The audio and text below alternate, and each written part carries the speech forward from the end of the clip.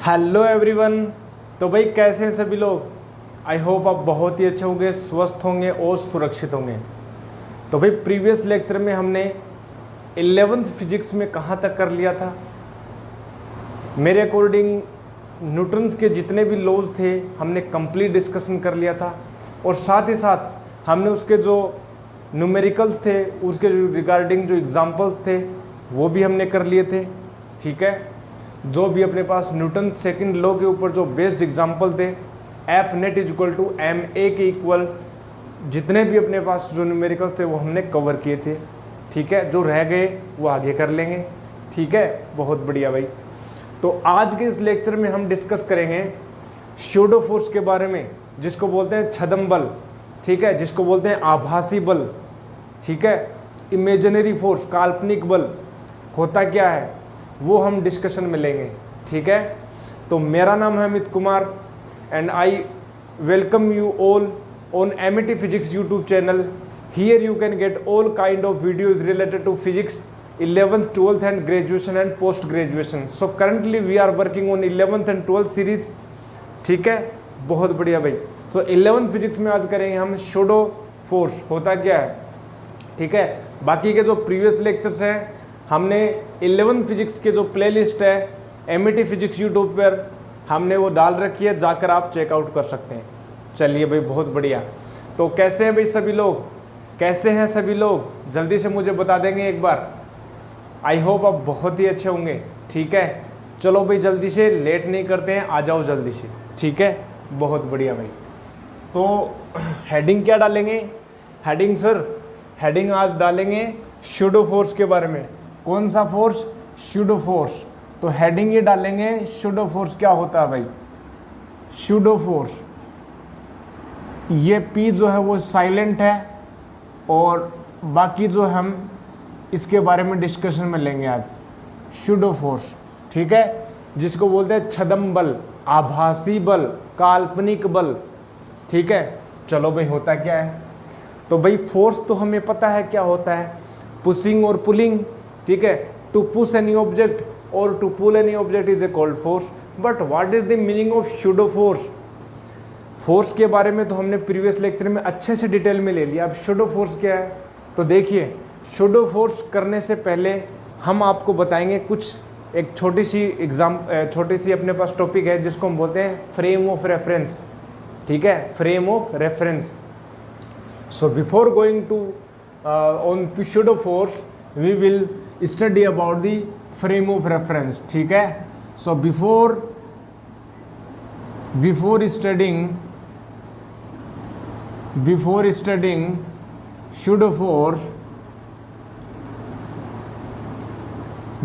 studying pseudo force, we will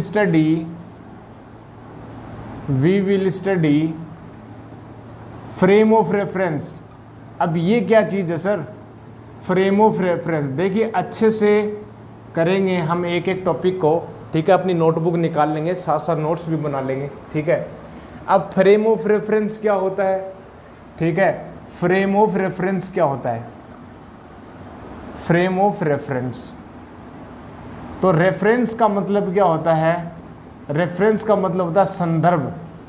ठीक है, जिसके आधार से, ठीक है, फ्रेम ऑफ रेफरेंस। तो देखिए फ्रेम ऑफ रेफरेंस जो है वो कोऑर्डिनेट एक्सिस का एक ऐसा सिस्टम है।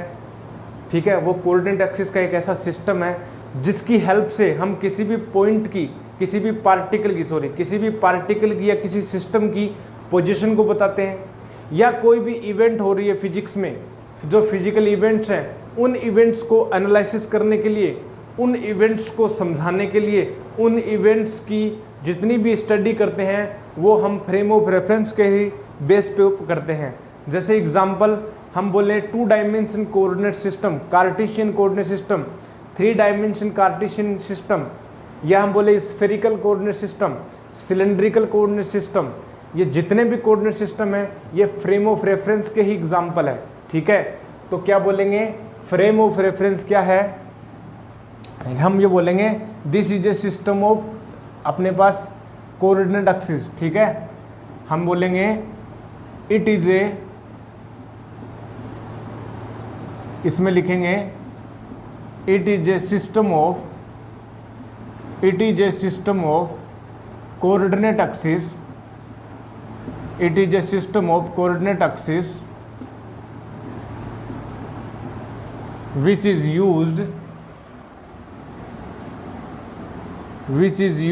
to analysis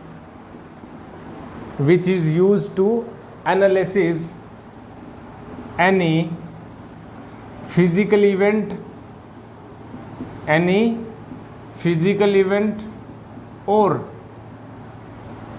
और हम बोलें एनालिसिस एनी फिजिकल इवेंट और emotion of any particle,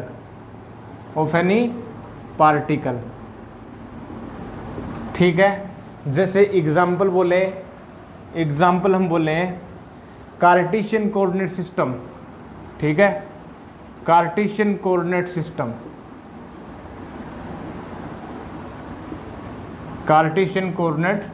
system, बहुत बढ़िया, ठीक है। It is a system of coordinate axis, ठीक है, 2 डायमेंशन बोल दो या 3 डायमेंशन बोल दो, ठीक है, तो उन कोऑर्डिनेट एक्सिस का है, ठीक है। तो हम लिख सकते हैं आगे कि 2 डायमेंशन या हम बोल सकते हैं 3 डायमेंशन कोऑर्डिनेट एक्सिस, ठीक है, और ये हो गया सिस्टम, बहुत बढ़िया। अब आगे देखिए, ये जो फ्रेम ऑफ रेफरेंस हैं, इन फ्रेम ऑफ रेफरेंस को हम कैटेगराइज कर सकते हैं, इनको बांट सकते हैं, क्लासीफाई कर सकते हैं। कैसे सर? अरे सर आपको तो पता ही है कि 1 डायमेंशन होती है coordinate axis, coordinate system 2 dimension coordinate system होता है, 3 डायमेंशन कोऑर्डिनेट सिस्टम होता है। बिल्कुल जी होता है, मतलब डायमेंशन के बेस पर भी हम बता सकते हैं, साथ ही साथ हम इनकी स्ट्रक्चर के ऊपर भी बता सकते हैं कि एक होता है अपने पास प्लेनर कोऑर्डिनेट सिस्टम, एक अपने पास होता है स्फेरिकल, एक होता है सिलेंड्रिकल कोऑर्डिनेट सिस्टम, ठीक है। साथ ही साथ हम ऐसे बोलते हैं कि प्लेनर और पोलर कोऑर्डिनेट सिस्टम। बहुत प्रकार के टाइप्स हम कैटेगराइज कर सकते हैं, लेकिन हम जो कैटेगराइज करने जा रहे हैं ऑन व्हाट बेसिस, वो इम्पोर्टेंट है। हम जो क्लासीफाई करेंगे on the basis of inertial and non inertial frame of reference, on the basis of motion, और that is coordinate system either accelerating और नॉन एक्सेलरेटिंग, उसके ऊपर हम अपन कैटेगराइज करेंगे। कैसे सर? समझ में नहीं आया, अभी बताएंगे। देखो पहले हम क्या लिखेंगे, फ्रेम ऑफ रेफरेंस, ठीक है, वी कैन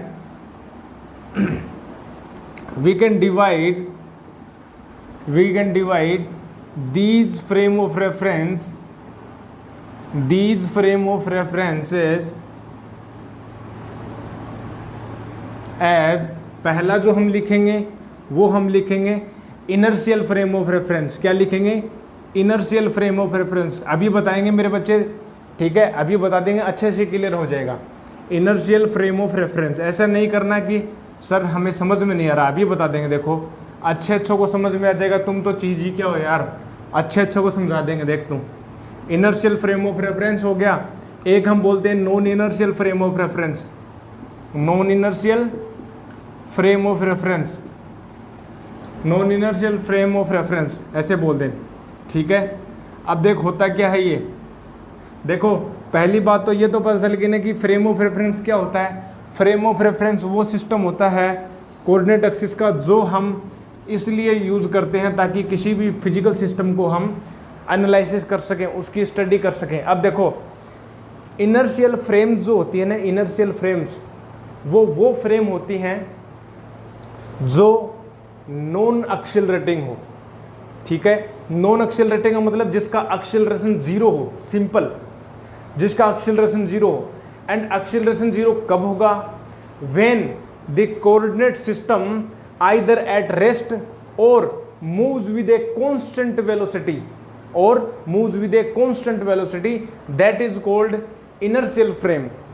तो हम ये बोल सकते हैं inertial frame are those frames which are non accelerating. तो हम ऐसे बोल सकते हैं क्या कि these are the non accelerating frames, non accelerating frames, non accelerating frames जो है फ्रेम्स आर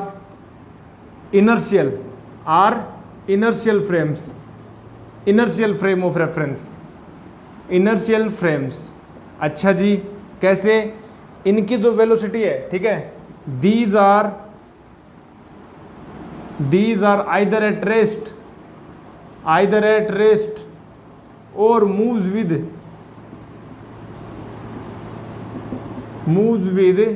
यूनिफॉर्म वेलोसिटी, ठीक है। उनकी जो वेलोसिटी है वो कांस्टेंट रहती है, मतलब या तो वेलोसिटी 0 होगी, या तो वो रेस्ट पर होंगे, या वो कांस्टेंट स्पीड से मूव करेंगे, ठीक है। 20 किलोमीटर पर आवर है तो 20 किलोमीटर पर आवर से ही चलते रहेंगे एक ही डायरेक्शन में। तो वो फ्रेम जो होती है वो इनर्शियल फ्रेम होती है, ठीक है, इनर्शियल फ्रेम होती है। जैसे मैं बोलूँ एग्जाम्पल, मान लो कि ये अपने पास कार्टेशियन कोऑर्डिनेट सिस्टम है, ठीक है, ये फ्रेम अपने पास ले ली मैंने अक्ष वाई जेड, ठीक है। और इस फ्रेम, देखो फ्रेम कोई इसका मतलब ऐसे थोड़ा ना कि कोई ये लकड़ी का बना हुआ है, ऐसा नहीं है, ठीक है, ये तो हम शो करते हैं। एक्चुअल में फ्रेम का मतलब ये होते हैं हम ही ऑब्जर्वर होते हैं, ठीक है। जैसे मैं बोलूँ कि मैं ऑब्जर्वर यहाँ पर बैठ जाऊँ, ठीक है, मैं ऑब्जर्वर यहाँ पर बैठ जाऊँ, ठीक है, और मैं देख रहा हूँ किसी पार्टिकल की मोशन को, किसी भी सिस्टम की हम स्टडी कर रहे हैं, ठीक है, मैं देख रहा हूँ। अब मेरी जो वेलोसिटी है या तो 0 होगी, या तो क्या होगी 0 होगी, या क्या होगी वेलोसिटी जो वो क्या होगी कांस्टेंट होगी, या तो 0 होगी या होगी कांस्टेंट, ठीक है। या तो रेस्ट पर रहूँगा, या तो मैं रेस्ट से देखूँगा किसी भी इवेंट को, या मैं एक यूनिफॉर्म वेलोसिटी से मूव करता रहूँगा, तब मैं ऑब्जर्व करूँगा। अच्छा, नॉन इनर्शियल फ्रेम्स क्या होते हैं फिर? नॉन इनर्शियल फ्रेम रेफरेंस जो होती हैं, नॉन इनर्शियल रेफरेंस फ्रेम जो होती है वो कौन सी होती है? वो एक्सेलरेटिंग हो, जस्ट इसका अपोजिट कर दो, जस्ट इसका क्या कर दो, अपोजिट कर दो, यानी एक्सेलरेटिंग फ्रेम्स जो हैं, ठीक है, एक्सेलरेटिंग जो फ्रेम्स जो हैं, एक्सेलरेटिंग फ्रेम्स जो है वो क्या होती हैं? अपने पास नॉन इनर्शियल फ्रेम्स होती हैं, ठीक है। दीज जो है, ठीक है, दीज मूव्स, ठीक है, मूव विद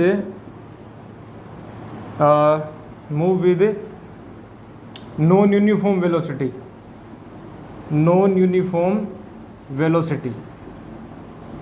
ये नॉन यूनिफॉर्म वेलोसिटी से मूव करती हैं, ठीक है। अच्छा, एग्जाम्पल में बोलूँ, जितने भी जो, अच्छा एक और बता देता हूँ, जितने भी रोटेटिंग फ्रेम्स होती हैं, ठीक है, ऑल रोटेटिंग फ्रेम्स जो हैं, all rotating frames are an example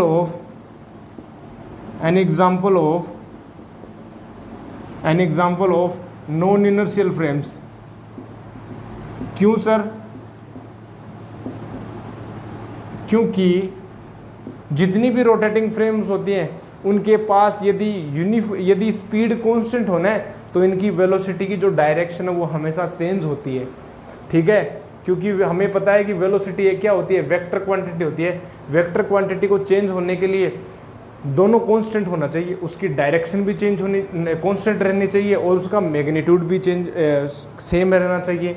अब यदि रोटेट कर रही है कोई फ्रेम, ठीक है, मान लो ये वाली फ्रेम है वो रोटेट कर रही है, मान लो मैं हूँ रोटेट कर रहा हूँ इसके साथ, तो मेरी जो वेलोसिटी यहाँ पर कुछ इस प्रकार से, यहाँ पर कुछ इस प्रकार से वेलोसिटी चेंज हो रही है। तो वेलोसिटी जो है वो चेंज हो रही है, मतलब एक्सेलरेशन आएगा। तो यहाँ पर जो वो एक्सेलरेशन नॉन जीरो होगा, ठीक है, नॉन इनर्शियल में, और यहाँ पर जो है वो एक्सेलरेशन क्या होगा? जीरो होगा। यहाँ पर क्या होगा? एक्सेलरेशन जीरो होगा। तो ये बात ध्यान में रखने की बात है, ठीक है। ये नॉन इनर्शियल फ्रेम है, ये इनर्शियल फ्रेम है। बहुत बढ़िया, समझे इस बात को, ठीक है। जैसे मैं बोलूँ यहाँ पर मैं बात करूँ, जैसे मैं बोलूँ कि ये कोई कोऑर्डिनेट एक्सिस है, ठीक है, एक्स वाई जेड मैं बोल देता हूँ, और यहाँ पर मैं बैठा हूँ इसके पास, और ये जो है वो मूव कर रही है ए एक्सेलरेशन से जो नॉन जीरो है। तो इसका एक्सेलरेशन है, मतलब ये नॉन यूनिफॉर्म वेलोसिटी से मूव कर रही है। तो ये वाली जो फ्रेम है वो नॉन इनर्शियल फ्रेम कहलाती है। और जो फ्रेम जिसकी एक्सेलरेशन जीरो हो, जो कांस्टेंट वेलोसिटी से मूव करे या उसकी वेलोसिटी जीरो हो, वो जो फ्रेम होती हैं वो इनर्शियल फ्रेम होती हैं। और फ्रेम होता क्या है? फ्रेम वो सिस्टम होता है जिस सिस्टम से हम किसी भी पार्टिकल की मोशन की स्टडी करते हैं। हम बताते हैं कि वो पार्टिकल यहाँ गया। कैसे बताते हैं? मान ले कोई पार्टिकल यहाँ है, उस पार्टिकल की पोजीशन कैसे बताएगा? तू कहेगा पोजीशन बताने के लिए उसका पोजीशन वेक्टर बता दो, आर वेक्टर, अब आर वेक्टर आ गया, अब तू कुछ भी बता सकता है, उसकी वेलोसिटी बताए तो D R vector upon D T कर देगा, एक्सेलरेशन बताए तो D V vector upon D T कर देगा, सब कुछ कर सकता है सोल्व। तो फ्रेम जो है हेल्प करती है किसी भी फिजिकल सिस्टम को एनालिसिस करने के लिए, फिजिकल सिस्टम की स्टडी करने के लिए। समझे इस बात को? समझ रहा है क्या तू? बिल्कुल। तो ये बात हमने की, ये इनर्शियल फ्रेम होती है, नॉन इनर्शियल फ्रेम होती है। इस सिस्टम, इस फ्रेम रेफरेंस को हमें पढ़ना जरूरी था, क्योंकि ये जो है हमें शूडो फोर्स वाली जो कॉन्सेप्ट है उसको समझने में हेल्प करेगी। समझा? जल्दी से इसको नोट कर ले, अगर तू समझ गया तो जल्दी से इसको नोट कर ले, जल्दी से इसको नोट कर ले तू।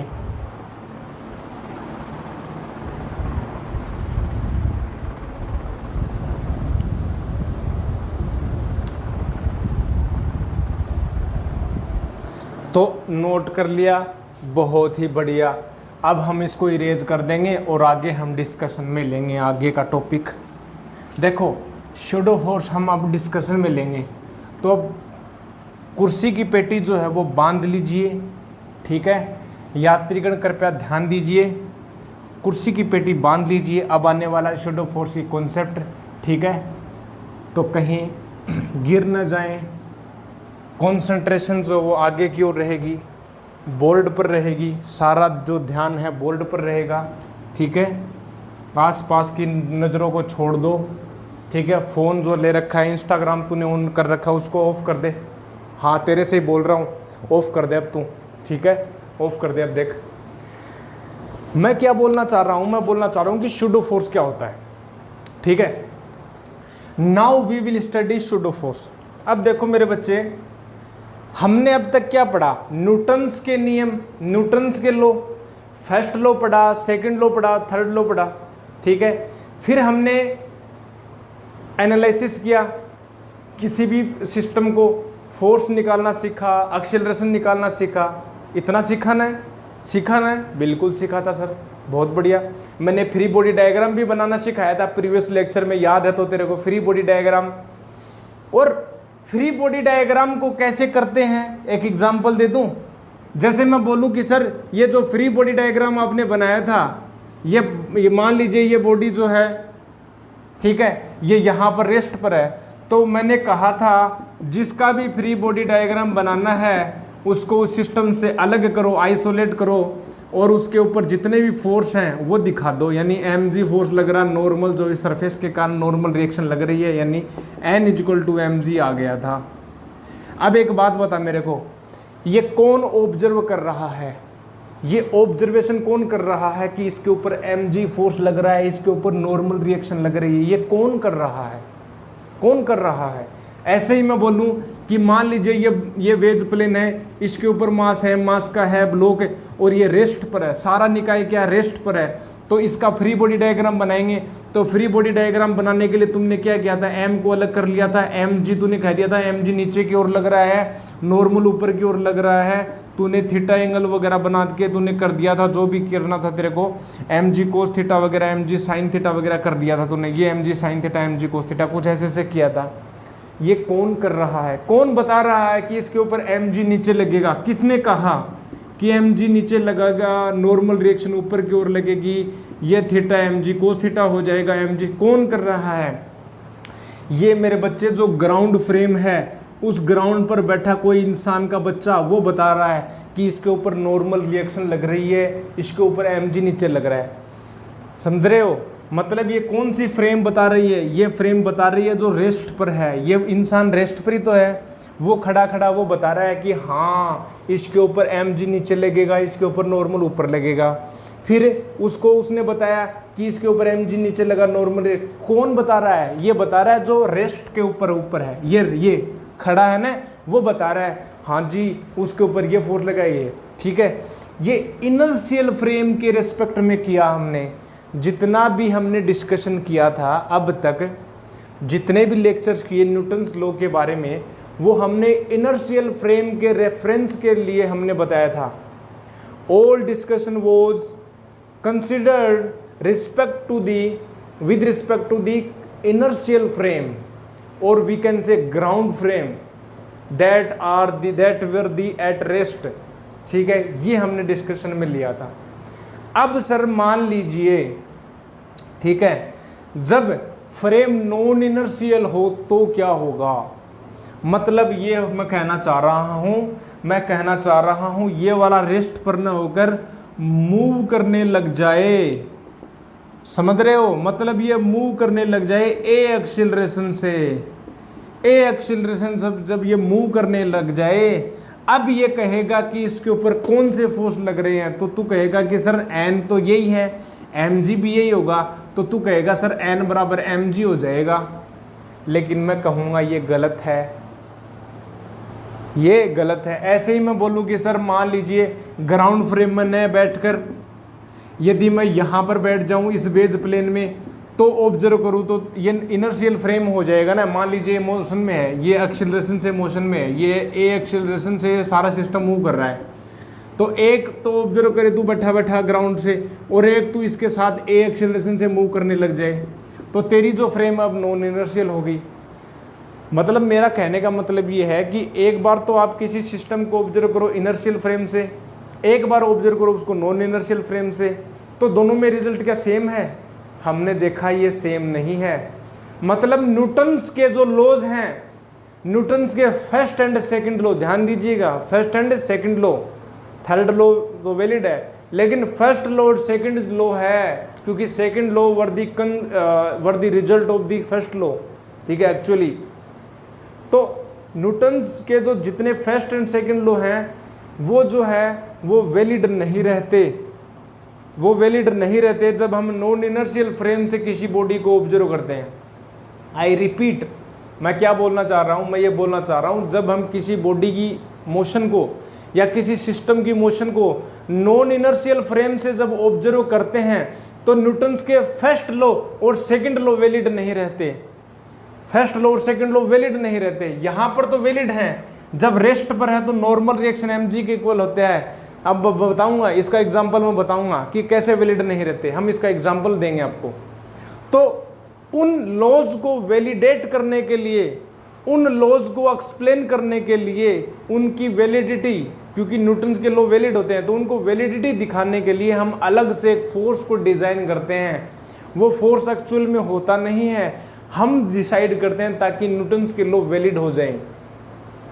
न्यूटन्स के लॉ ऑलवेज वैलिड नहीं रहते।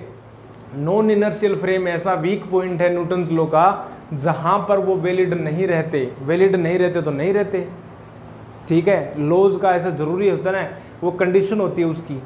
न्यूटन्स के जो लॉज हैं उनकी एक कंडीशन होती है कि ये कंडीशंस फुलफिल हो रही है, देन दीज विल बी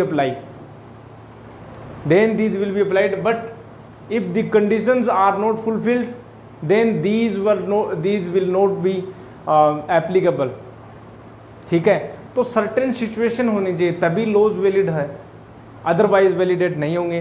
तो to make the validity of the Newton's law in non inertial frames we consider, और हम कह सकते हैं we imagine an another force that is called pseudo force.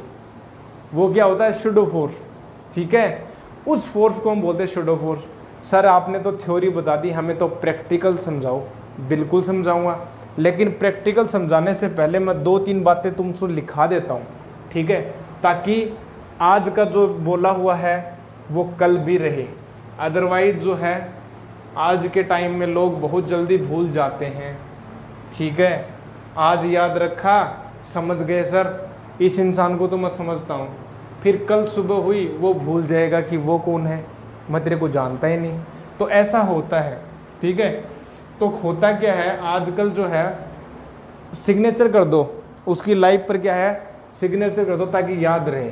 तो मैं क्या कर रहा हूँ, मैं लिखाने जा रहा हूँ ताकि ये जो कुछ 2-3 पॉइंट है ना वो ध्यान रहे, तुम्हारी मेमोरी में फीड हो जाए। तो मैं क्या लिखाने जा रहा हूँ, मैं लिखाने जा रहा हूँ, देखो लिखो, मैं लिखाऊंगा सिंस वी नो दैट, ठीक है। हम क्या करते हैं, ठीक है, देखो, since Newton's laws are valid in inertial frames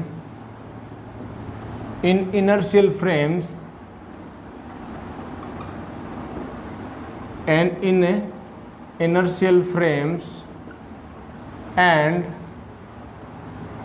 earlier we have solved many problems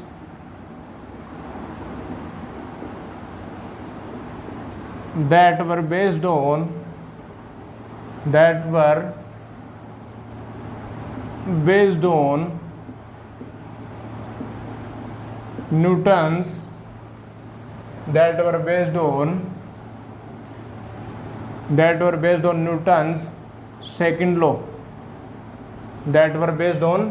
Newton's second law,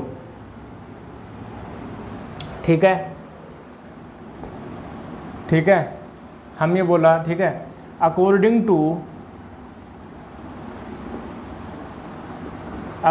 to Newton's second law,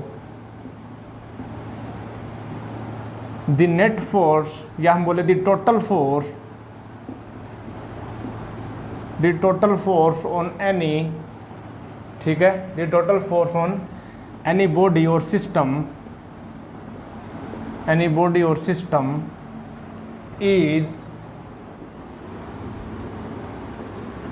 is equal to mass times acceleration,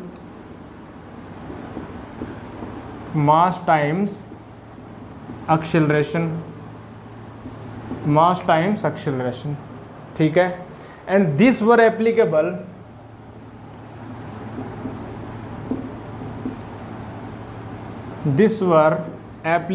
easily in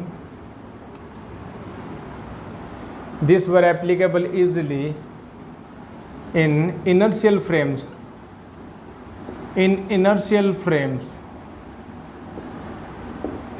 but when any physical phenomenon, या any physical event बोल दो, any physical event is observed by non inertial frame. अब non inertial तो तुम्हें पता है, अभी बताया था, by non inertial frame, then Newton's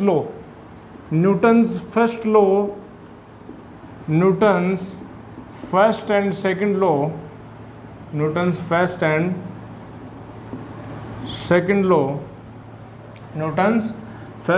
law are not valid, and to validate these laws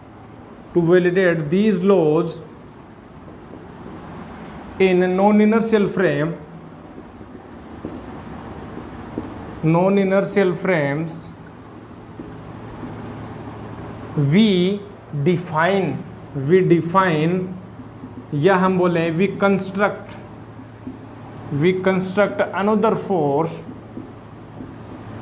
another imaginary force बोल दो, another imaginary force that is called pseudo force। क्या बोलते हैं? pseudo force। और इसकी जो वैल्यू होती है वो होता है minus mass times of acceleration. अब ये कैसे आया सर, अभी बताते हैं, ठीक है। इतनी बात तुमको समझ में आई तो हाँ बोलो, यदि नहीं समझ में आई तो ना बोलो, लेकिन कुछ तो बोलना पड़ेगा। ऐसे चुप रहकर काम नहीं चलने वाला मेरे बच्चे। कमेंट सेक्शन में कुछ तो बोला करो यार, ठीक है, कुछ तो बोला करो। कोई जवाब ही नहीं आता, ठीक है, कोई जवाब ही नहीं आता, मतलब क्या चल रहा है पता ही नहीं, चल क्या रहा है भाई। ये हो गया अपने पास, ठीक है, बहुत बढ़िया। अब देखो हमने क्या बोला कि न्यूटन्स के फर्स्ट एंड सेकंड जो लॉ है वो नॉन इनर्शियल फ्रेम में वैलिडेट नहीं रहते। ऐसा क्या हो जाता है, अभी बताते हैं ऐसा क्यों हो जाता है, ठीक है। एग्जाम्पल देख, अब देख, दिल और दिमाग मेरी तरफ कर दे, तेरा दिल मेरे को दे दे, तेरा दिमाग मेरे को दे दे, और अभी तू इन दोनों को बोर्ड के ऊपर फोकस कर दे, अभी बोर्ड के ऊपर फोकस कर दे, और अभी बताऊंगा मैं तेरे को, देख होता कैसे है, होता कैसे है, क्या कारण है। देखो मैं एक नॉन इनर्शियल फ्रेम का एक सिस्टम ले लेता हूँ। मैं क्या करता हूँ, देखो मेरे बच्चे, मैं क्या करता हूँ, मैं एक लिफ्ट ले रहा हूँ। क्या ले रहा हूँ मैं? लिफ्ट ले रहा हूँ।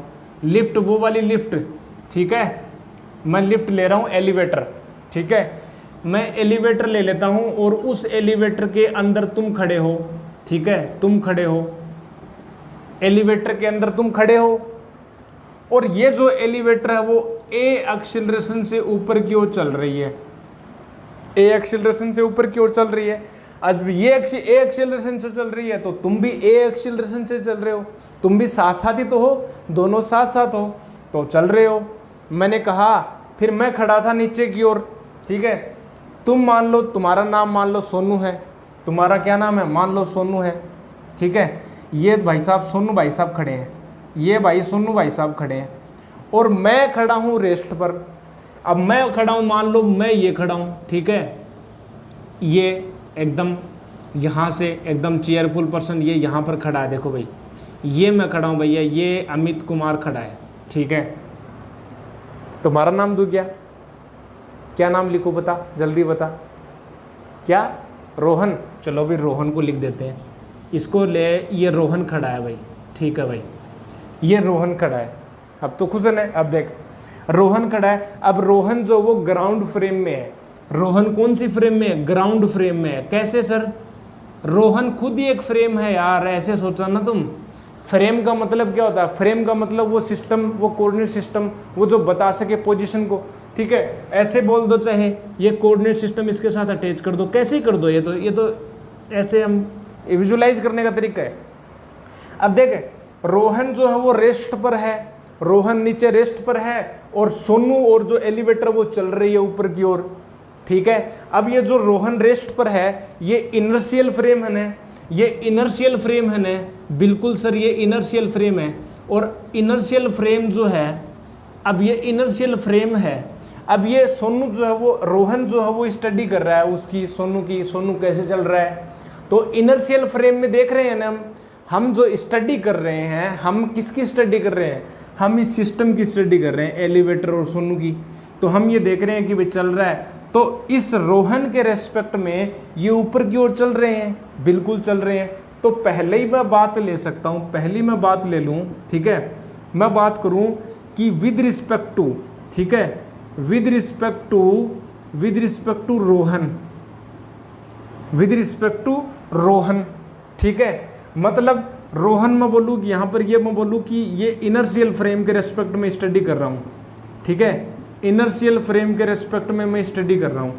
अब इनर्शियल फ्रेम के रेस्पेक्ट में जब स्टडी करेगा तो हो क्या रहा है, देखो रोहन ये कहेगा कि इस सोनू के ऊपर दो फोर्स कैसे कैसे लग रहे हैं। देखो ये सोनू भाई साहब हैं, ठीक है, और इस सोनू भाई साहब का मास मान लो m मास के सोनू है, तो इस सोनू पर नीचे की ओर फोर्स लगेगा mg, लगेगा कि नहीं लगेगा? कौन बोल रहा है mg लग रहा है? ये बोल रहा है रोहन कि mg तो लगता ही है, वो तो सभी पर लगेगा।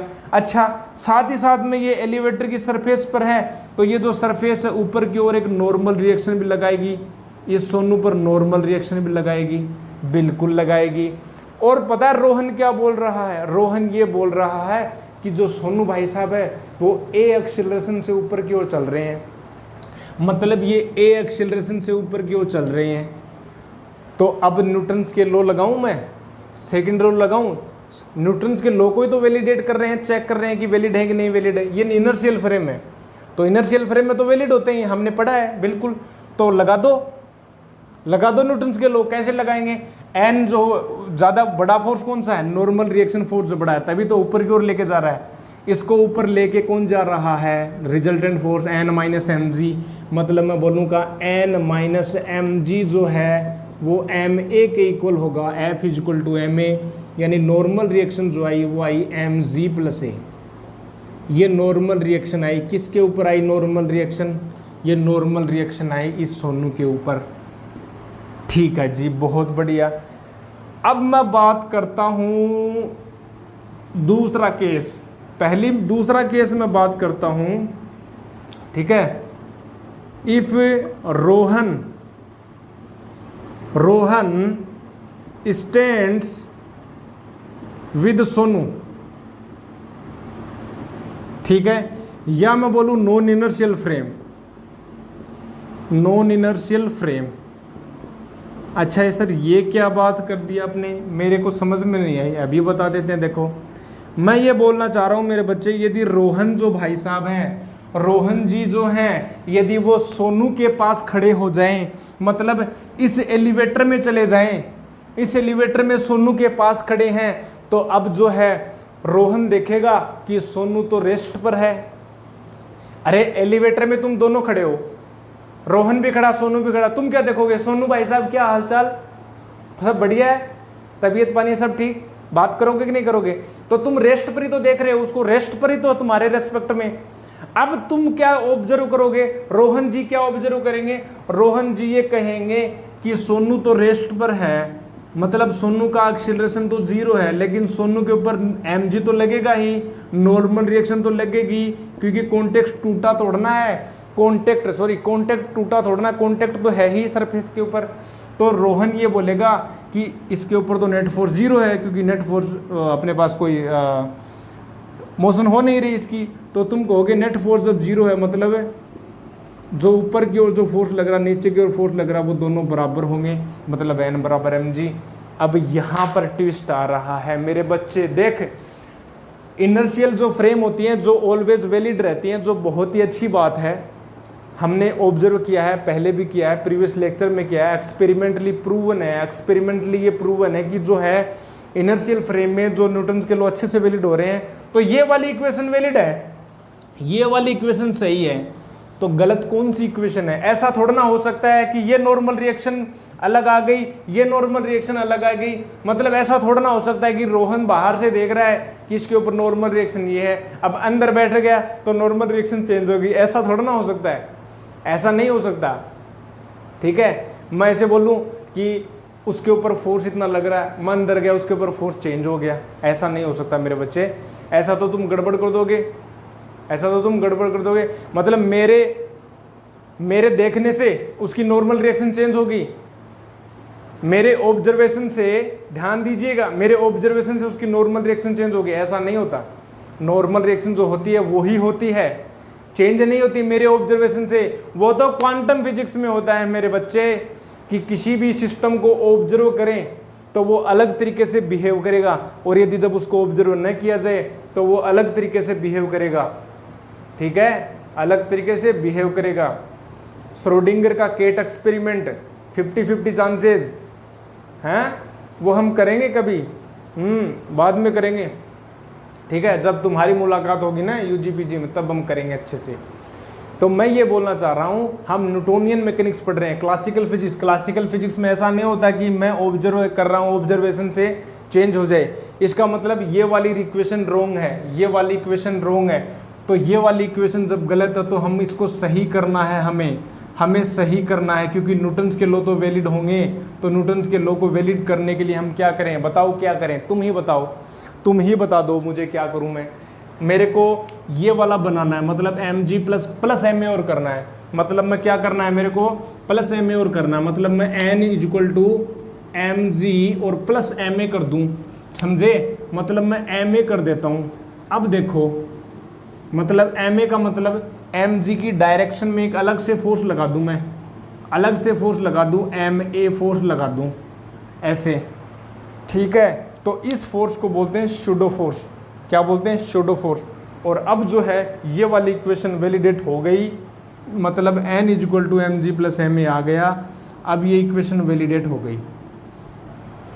और यहाँ पर जो शूडो फोर्स आया, ये जो बोलते हैं मेरे बच्चे शूडो फोर्स, ठीक है, शूडो फोर्स जो आया, ठीक है, ये जो शूडो फोर्स आया, शूडो फोर्स जो आया वो आया माइनस ma वेक्टर। माइनस क्यों बोल रहे हो? क्योंकि सर इसके ऊपर जो एक्सीलरेशन आया ना a वेक्टर, वो इक्वल एंड अपोजिट डायरेक्शन में आया, किसके? इस फ्रेम के वाली एक्सीलरेशन के। ये फ्रेम ए से चल रही है, तो हमने जो है शूडो फोर्स अपोजिट डायरेक्शन में हमने अप्लाई किया ताकि ये इक्वेशन वैलिडेट हो जाए, तो ये हमने वैलिडेट कर दिया। ठीक है, ये जो होती है शूडो फोर्स की कंसेप्ट है। आई होप तेरे को बहुत अच्छे से समझ में आ गया होगा।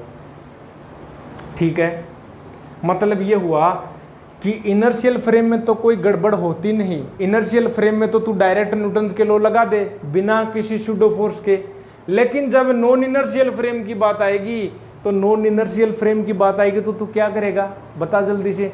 जब भी नॉन इनर्शियल फ्रेम की बात आएगी, या तू स्टडी करे नॉन इनर्शियल फ्रेम के रेस्पेक्ट में किसी बॉडी की या किसी सिस्टम की, तो तू चुपचाप चुपके से होले से तू क्या कर देगा, तू होले से लगा देगा शूडो फोर्स। ये बात ध्यान में रखना, मेरे तेरे बीच में रहनी चाहिए ये बात। ठीक है, शूडो फोर्स कब लगाएगा, जब नॉन इनर्शियल फ्रेम हो जाए। ठीक है, तो जल्दी से इसको तू नोट कर ले। मैं एक दो एग्जांपल और बता देता हूँ। ठीक है, ऐसे ऐसे एग्जांपल लेंगे। ठीक है, जिससे होगा क्या, जिससे हम दोनों फ्रेम ऑफ रेफरेंस में हम उनको सोल्व करेंगे और दोनों के रिजल्ट सेम ही आएंगे। यहाँ पर भी रिजल्ट सेम आया, यहाँ पर भी रिजल्ट सेम आया, अलग अलग है, देखने का नज़रिया अलग है बस। ठीक है, ऑब्जेक्ट तो सेम ही है मेरे बच्चे, ऑब्जेक्ट तो सेम ही है, सामने वाला बंदा तो सेम ही है, बट डिपेंड ये करता है कि तुम देखते क्या हो उसमें। नज़रिए का फ़र्क है मेरे बच्चे, साइकोलॉजी का फ़र्क है। तू क्या देख रहा है सामने वाले में, वो क्या देख रहा है, बहुत अंतर आ जाता है मेरे बच्चे। तो ये ध्यान में रखिएगा। ठीक है, physics is a similar like to a physical world. ठीक है, जल्दी से इसको नोट कर ले तू। चलो बहुत बढ़िया भाई। ओके, एक सेकंड गाइस, एक मिनट चेक करने दे मेरे को। Okay, all is well. So let's, I have to erase this, and now we move further for the next example. Okay, so let's move towards the next example, and in next example we will discuss the both conditions we will solve in both situations. Like first of all we will take the non-inertial and then inertial and then non-inertial. ठीक है, let's take an example. Example क्या है, let's I have to erase pseudo force name also.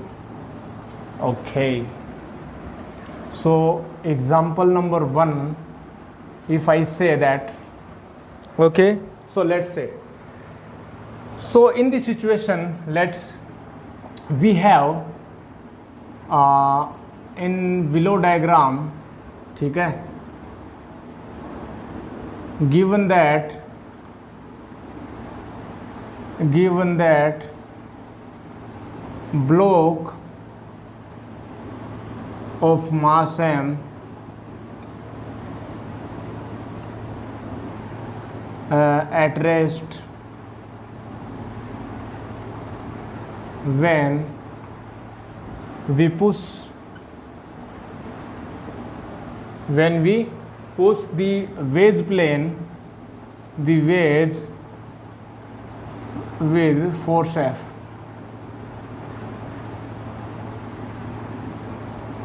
ठीक है, कैसे, diagram में आपको दे रखा है कि ये आपके पास क्या है, एक वेज प्लेन है।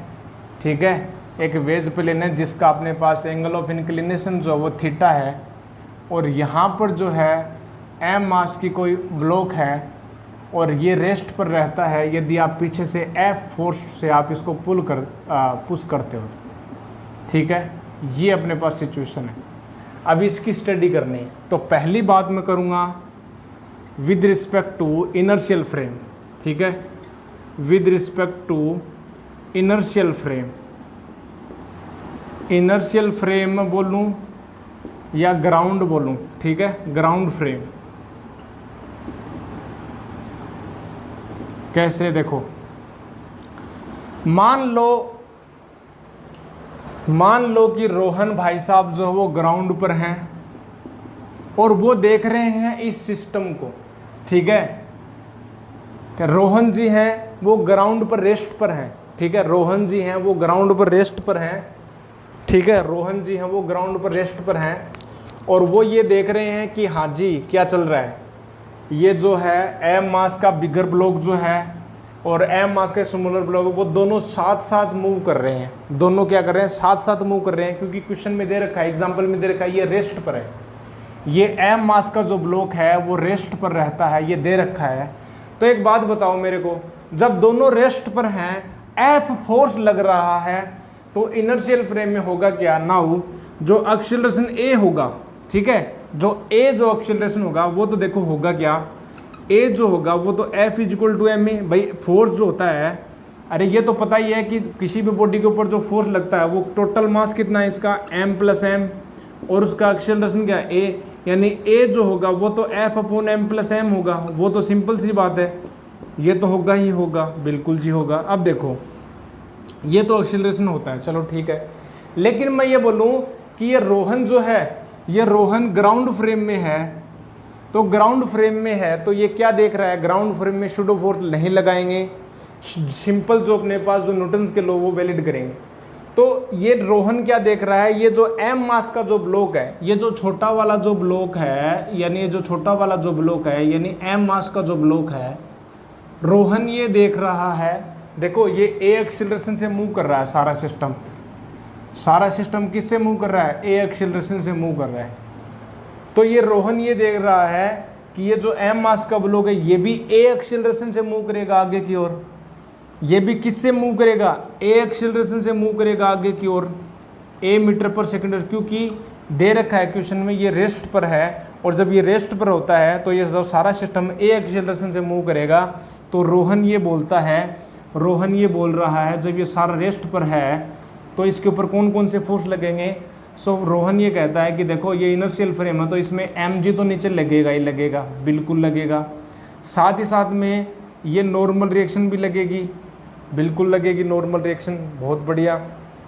ये अक्स और वाई में मूव कर रहा है तो हम इसको ये वाई एक्सिस बोल देते हैं, ये एक्स एक्सिस ले देते हैं, ठीक है, ये वाला सिस्टम।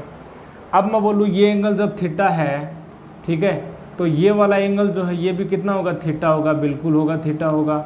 अच्छा, और ये वाला जब थीटा ये 90 माइनस थीटा होगा, ठीक है, और अब फिर ये हो जाएगा अपने पास, देखो ये वाला कुछ इस प्रकार से, ठीक है, बहुत बढ़िया भाई, देखो ये अपने पास, ठीक है, ये थीटा हो जाएगा, ये 90 माइनस थीटा, ये theta, and this will be 90 minus theta and this will be theta, ठीक है।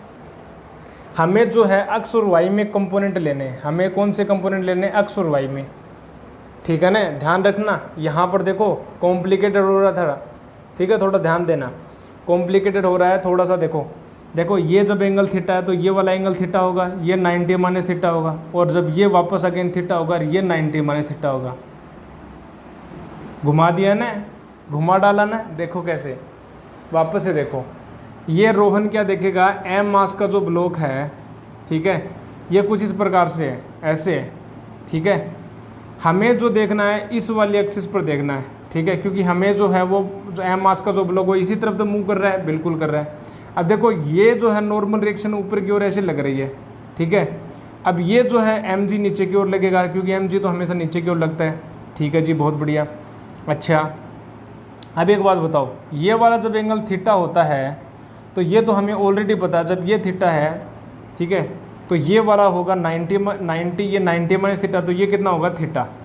ये 90 माइनस थीटा है तो ये कितना होगा, थीटा, और ये कितना होगा, अगेन ये होगा 90 माइनस थीटा, ठीक है।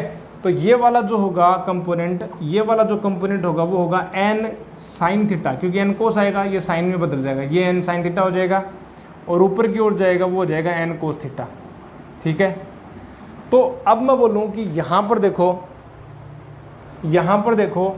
एन एक्स और वाई में देखो, यहाँ पर जब रोहन देखेगा, मतलब इनर्शियल फ्रेम से देखेगा, तो उसको ऐसा लगेगा कि ये जो एम है ना वो आगे की ओर मूव कर रहा है, ऊपर थोड़ा ना जा रहा है, ऊपर नहीं जा रहा, मतलब वाई डायरेक्शन में नेट फोर्स कितना होना चाहिए, 0, मतलब नेट फोर्स 0 होने का मतलब ये जो एन कोस थीटा है वो एम जी के इक्वल होगा, यानी N cos theta is equal to होगा एम जी के equal, and summation F X जो वो जीरो नहीं है वो होगा एम ए के इक्वल, यानी होगा एन साइन थीटा जो है वो होगा एम ए, यानी दो इक्वेशन मेरे पास आ गई और दोनों इक्वेशन को मैं डिवाइड कर दूंगा। तो ए यहाँ पर sine theta cos theta tan theta बनेगा और ए जो है यहाँ से जो है यानी डिवाइड करेगा तो ए इक्वल टू बन जाएगा जी टेन थीटा। ठीक है, ए जो बनेगा जी टेन थीटा बनेगा। तो यहाँ से फोर्स निकाल सकता है क्या, फोर्स निकाल सकता है, वो होगा एम प्लस एम और ये होगा जी टेन थीटा, ये फोर्स आएगा मेरे पास। ठीक है, ये कौन बोल रहा है, ये बोल रहा है रोहन भाई साहब जब ग्राउंड फ्रेम में।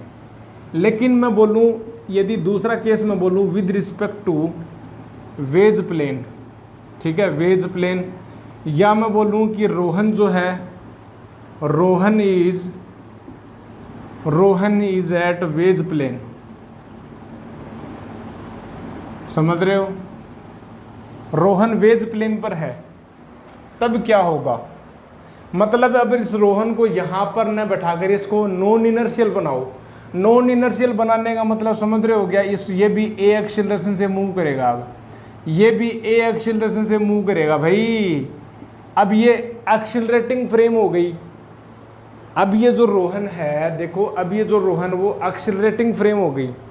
ठीक है, इसको भी ए एक्सीलरेशन से दौड़ाओ, ए एक्सीलरेशन से दौड़ाओ। अब क्या करेगा, अब ये क्या देखेगा, देखो जब ये रोहन है इस वेज प्लेन पर रखा है तो ये क्या देख रहा है, ये अपने रेस्पेक्ट में वो जो एम मास का जो ब्लॉक है उसको ये लगेगा ये तो रेस्ट पर है। समझ रहे हो, तुम ही सोचो यार, तुम ही सोचो, एक एम मास का ब्लॉक है वो ए एक्सीलरेशन से चल रहा है और आप भी ए एक्सीलरेशन से उसके पैरेलल चल रहे हैं, तो आपको कैसा लगेगा कि वो तो रेस्ट पर है। ठीक है, जैसे मैं बोलूँ एक ट्रेन है सीधी डायरेक्शन में चल रही है ए एक्सीलरेशन से, अब आप जो रेस्ट पहले तो ग्राउंड फ्रेम से देख रहे थे तो आपको लग रहा था कि वो तो ए एक्सीलरेशन से भाग रही है। अब सपोज करो तुम ही जो है वो नॉन एक्सीलरेटिंग फ्रेम बन जाओ, मतलब तुम भी ए एक्सीलरेशन से उसके पैरेलल में दौड़ने लग जाओ उसी डायरेक्शन में, तो ऐसा लगेगा कि जो ट्रेन है वो रेस्ट पर है, वो रेस्ट पर है। ठीक है, तो उस सिचुएशन में क्या होगा, देखो उस सिचुएशन में हम शूडो फोर्स लगाएंगे, बिल्कुल लगाएंगे।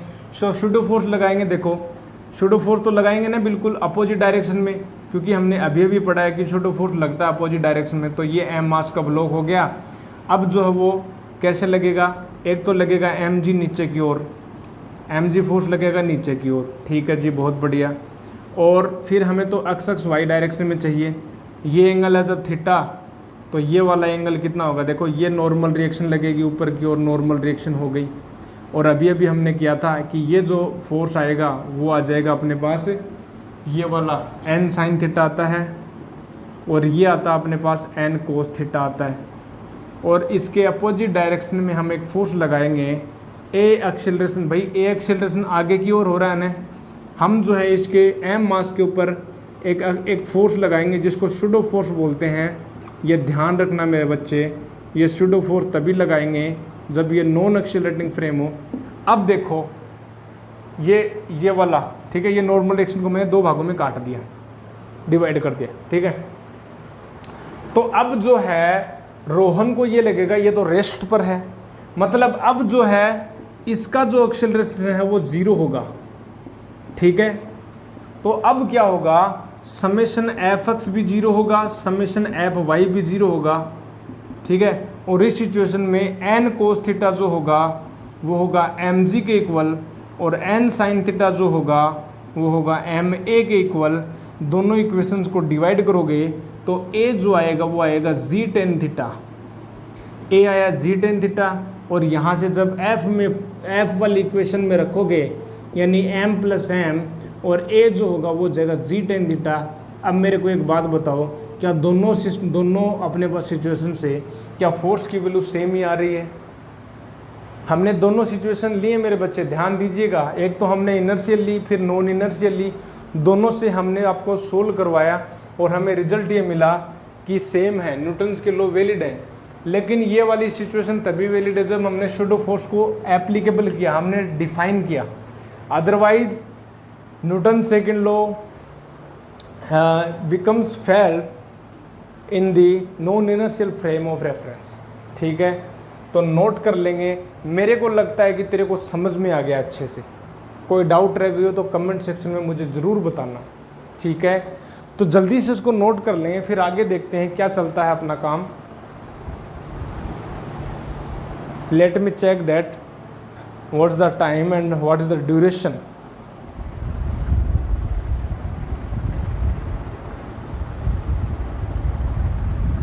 So it's about 55 minutes. So I think video length is completed of 1 hour, and the remaining examples are still, I think 3 or 4 examples we will take in the next lecture, I think, because if we further record this video then length will be very large. ठीक है, तो ये जल्दी से note कर लिया, बहुत बढ़िया। इसके जो और एग्जाम्पल्स हैं शूडो फोर्स से, कैसे दोनों देखो देखो, अब तो आप कोई ये बोलेगा, कोई चालाक बच्चा ये बोलेगा, सर क्या शूडो फोर्स पढ़ा रहे हो, परेशान कर रहे हो, दोनों से रिजल्ट निकल रहा है ना, दोनों से रिजल्ट निकल रहा है ना, ईजी है ना, तो हम इसी को लगा देते हैं। इनर्शियल फ्रेम को क्यों लफड़ा लगाना, क्यों उसको एक्सेलरेशन देना, नॉन इनर्शियल में बैठाना और वो वगैरह करना। देखो मेरे बच्चे, उसका फ़ायदा है, वो वाली जो शूडो फोर्स की कॉन्सेप्ट है उसका फ़ायदा भी है। ठीक है, कैसे ऐसी प्रॉब्लम्स आएंगी आगे कि जिसको इनर्शियल फ्रेम से सोल्व करना बहुत कॉम्प्लिकेटेड हो जाएगा, और जब हम नॉन इनर्शियल से जब हम उसको कैलकुलेट करेंगे वो बहुत ईजी हो जाएगा। वो हम बताएंगे आपको। ठीक है, वो हम बताएंगे। नॉन इनर्शियल फ्रेम की जो जितने भी प्रॉब्लम्स हैं हम आपको डिस्कशन में लेंगे, बट वो आज नहीं लेंगे। कब लेंगे वो लगेंगे नेक्स्ट धारावाहिक के नेक्स्ट एपिसोड में। ठीक है, नेक्स्ट लेक्चर में आपको डिस्कशन में लेंगे। ठीक है, तो इतना नोट किया। ठीक है, बहुत बढ़िया। अब जो इसके क्वेश्चंस हैं, इसके जो न्यूमेरिकल्स हैं, इसके जो एग्जांपल है शूडो फोर्स के ऊपर, वो मैं आपको बताऊंगा नेक्स्ट लेक्चर में।